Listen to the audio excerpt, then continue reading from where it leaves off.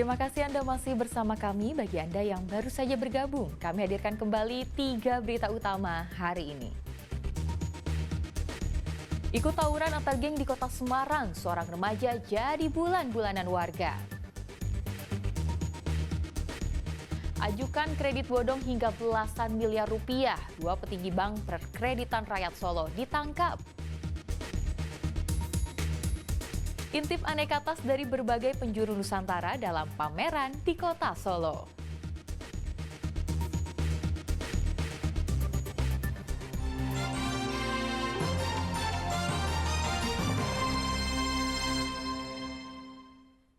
Berbagai tas dari penjuru tanah air dipamerkan dalam Festival Tas Nusantara di halaman pendopo Balai Kota Solo. Aneka tas itu juga dijual dengan harga bervariasi.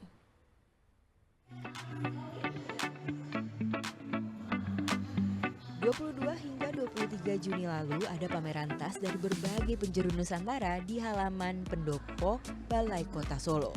Dalam Festival Tas Nusantara atau Festara, pengunjung bisa melihat bentuk dan bahan tas dari berbagai daerah di tanah air, seperti tas anjat dari suku Dayak Kalimantan Timur yang terbuat dari kulit rotan, ukuran yang besar karena kerap digunakan untuk menyimpan perbekalan. Adapun tas dari daerah-daerah lainnya menggunakan berbagai bahan, mulai dari kulit kayu, batok kelapa, pelepah pisang, hingga karung goni. Bahkan ada inovasi yang memadukan material dari alam dengan kain etnik. Bentuknya indah dan menarik para pengunjung, terutama kaum perempuan. Tas tak hanya menjadi alat untuk membawa barang, tetapi bagian dari fashion.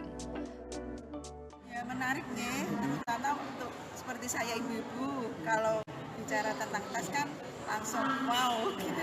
Tadi yang paling menarik tas dari berbahan apa Ibu? Yang bahannya dari NTT itu bagus. Ketua Pelaksana Festara mengatakan adanya pameran ini untuk melestarikan tas tradisi dan mendorong pelaku UMKM terus berinovasi. Ada yang dari Sumbawa, ada dari NTB, dari Papua, dari Aceh, dari Sumatera Barat, dan juga dari Banten dan Baduy juga. Ya, ini salah satu bagaimana acara ini bisa menjadi sumber inspirasi sekaligus bagi edukasi pada masyarakat. Tas di Indonesia ini sangat luar biasa, potensinya juga luar biasa, dan kita mengharapkan bahwa pameran tas ini bisa memberikan satu inspirasi bagi para UMKM di Indonesia untuk bisa menjadikan tas ini menjadi ekonomi kreatif yang baru dan bisa meningkatkan kesejahteraan para pengrajin di Indonesia. Di sini pengunjung tak hanya melihat-lihat, mereka juga bisa membeli tas yang dipamerkan. Untuk harganya bervariasi mulai dari ratusan ribu hingga jutaan rupiah. Heri Prasetyo melaporkan dari Solo. Limbah batok kelapa hingga cangkang telur disulap jadi karya seni kaligrafi yang memukau. Selain menghasilkan uang jutaan rupiah, kaligrafi karya warga Kabupaten Semarang itu juga jadi tempat praktik mahasiswa dari berbagai perguruan tinggi.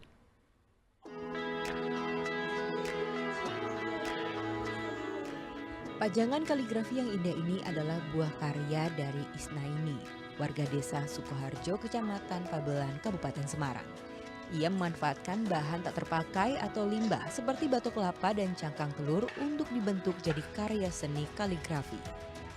Tahapan untuk membuat karya seni ini mulai dari membersihkan lalu membentuk batok kelapa hingga halus.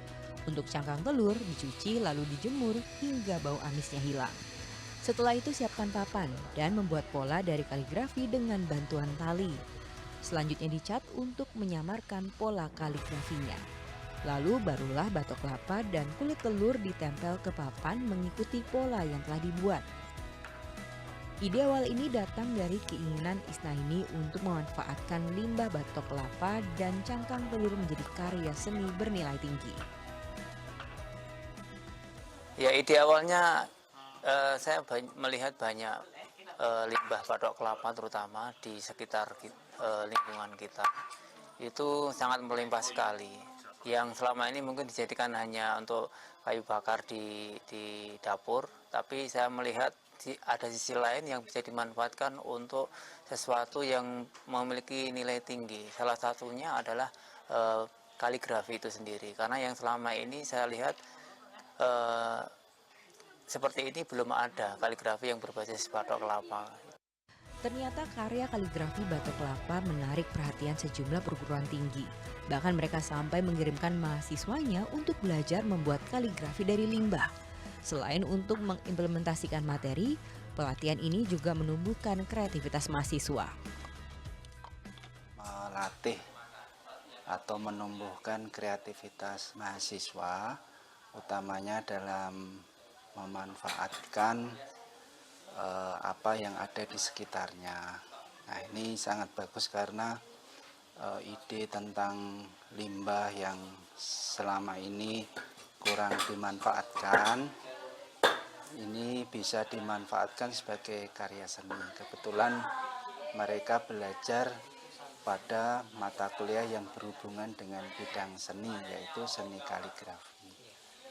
Sejumlah mahasiswa yang belajar di tempat ini juga senang karena bisa mendapatkan pengalaman dan belajar untuk berkreasi.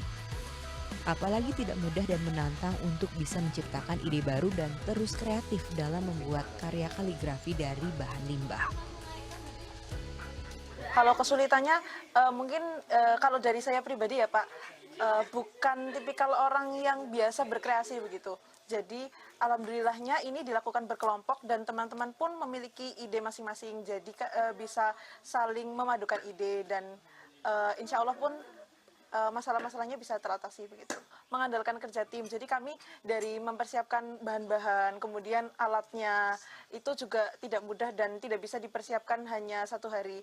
Itu menurut saya salah satu keasikan dan jadi tantangan begitu. Kemudian ketika kami mulai mengkreasikan di sini juga perlu ketelitian, perlu ya kehati-hatian juga begitu.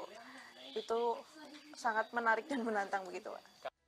Karya tangan Isna ini ternyata sudah tembus pasar internasional. Harga jualnya juga tinggi di atas Rp1.000.000 per bingkainya. Semakin rumit dan besar desainnya, semakin mahal juga harganya. Yulianto melaporkan dari Kabupaten Semarang. Beragam cara bisa dilakukan untuk mengisi liburan sekolah. Di Klaten, anak-anak memilih mengikuti kompetisi robot. Sembari bermain, peserta bisa mengasah kreativitas dan pengetahuan di bidang robotika. Ini adalah kompetisi robot tingkat pelajar di Klaten.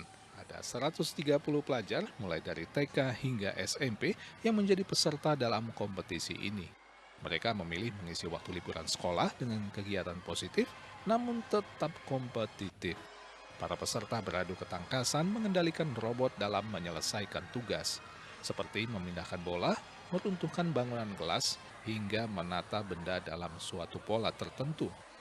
Menariknya itu karena seru dan bisa dipermainkan di umur berapa saja dan kelas berapa aja boleh ikut. Tadi ikut jenis yang kategori apa, robot apa? Kategori yang mukul-mukul itu, yang mukul-mukul gelas itu sama sayuran. Apa itu, ngambil sayuran atau gimana dengan robot atau gimana? Mula-mula yang sayuran dulu ya. Yang sayuran itu harus masukin ke dalam seperti sebilang kayak pizza gitu. Kompetisi robot di masa liburan sekolah sengaja digelar untuk tetap membangun kreativitas anak. Dengan teknologi robotika, anak akan belajar untuk memetakan dan menyelesaikan masalah hingga kerja sama tim. Saat ini kita kan semakin digencarkan dengan masalah skill. Apa sih yang dimiliki, skill apa yang dimiliki. Bukan kamu mempunyai nilai berapa di sekolah, tapi lebih ke skill apa yang mereka miliki. Sehingga dengan robotika ini mereka akan berlatih seperti problem solving, kreativitas, critical thinking, lalu kerjasama. Ada beragam kategori dalam kompetisi robot sesuai dengan tingkat kesulitan dalam menyelesaikan misi. Kompetisi ini berlangsung sejak tanggal 22 hingga 27 Juni 2024. Risna Agung melaporkan dari Klaten.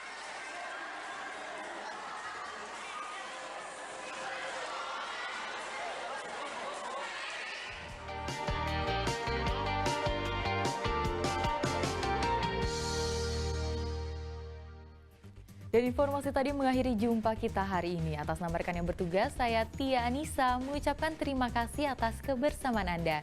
Selamat beraktivitas dan sampai jumpa.